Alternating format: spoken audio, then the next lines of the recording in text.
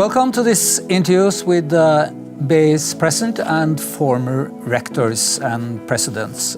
Today I have with me Peter Lorange. Welcome. Thank you. You were rector at, or president is the right term, That's fair enough. I suspect, in 1989 to 93. That's a long time ago, that's correct. It's Yes. a long time ago. Yes. What was the main challenges in the economy in your period? Well, you know, Norway was in a period of shift, as we also saw in the rest of the world, from a much more regulated reality to more, should we say, Like socialist system? well, regulated planning economy. That was on its way out, and more free economy, and that was very important for us because we had to try to shift the curriculum, the learning that we offered, to be more relevant vis-a-vis that modern reality. The market, It's right. liberalism. Understand exactly those things, and in other words, we had a de-emphasis on should we say macroeconomics and more focus on behavioral sciences, marketing, etc. These are still things that are interesting, point of interest today. Do you think the learning about how the market functions have been able to develop fast enough that we know enough I today? don't know. Obviously, there's been a lot of progress, but my own feeling is that should we say to keep in mind that behavioral sciences are very important when it comes to economics and finance and other more so-called rational fields. And for instance, if you take the finance area, the whole area of behavioral finance becoming very, very important. And you know, we are depending on forecasting and better economists, we think, and we see crisis all the time. I think that economists too can benefit from, should we say, more behavioral understanding. It's not psychology.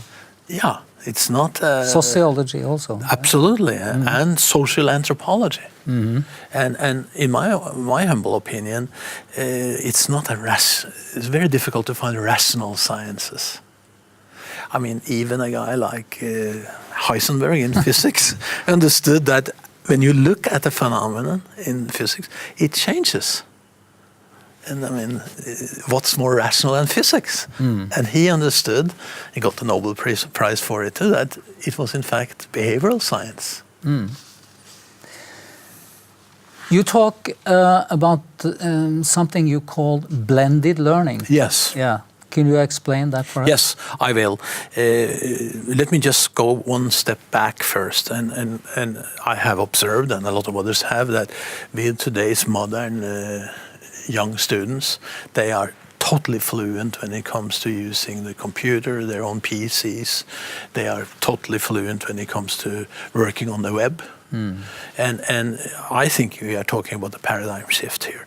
So that means that smart young people can learn the basics alone, at home alone. And then they can come to school and they participate in more discussion-oriented sessions at school, for instance, BI. And the topic is more a question of what are the key dilemmas here? And I think that's blended learning. You know, work at home via the latest computer-based stuff and discussing, synthesizing at campus based on the key dilemmas that you cannot learn via the computer. You have quite an impressive list of previous positions. You have been president of MIT, you have been at the Wharton School, you have been at MIT in the US. How do you think BI places itself within this variety of economic education? Is it good enough? I think one thing that's very important to keep in mind, which I like, is the fact that BI has always been an open place where people get a chance to show what they're good for. It's not a place where, should we say, degrees and cut-off points are all that important. Most people who want to come to BI get in, and I think that's very good. That being said, I think it's very important that, should we say, the dynamism of BI keeps on to keep quality going. That's been a strength of BI for all these 75 years, and that's going to continue to be key. I think that's key for us compared to other higher education institutions also in this great country. Several people say today's economists are the best ever. Agree?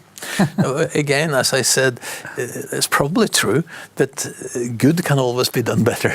Yeah. And as I said, the behavioral dimension could perhaps be added. That would be very good. It's also, we live in a time where things shift and change a lot faster than before. What kind of challenge is that for the?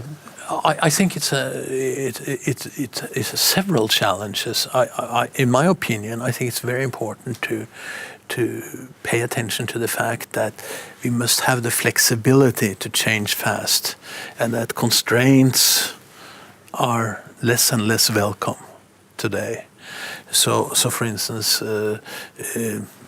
some of the legal framework when it comes to labor law and things like that, perhaps too much developed in the past.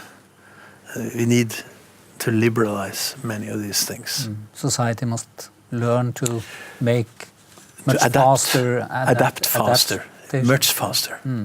And again, I was with the former head of Norsk Hydro this weekend over at the western part of Norway at the Chamber Music Festival, and he made the point that the time to discuss and debate has shrunk dramatically. That means higher quality people who are able to discuss faster and get to the point faster is key. Thank you for taking time. Thank you.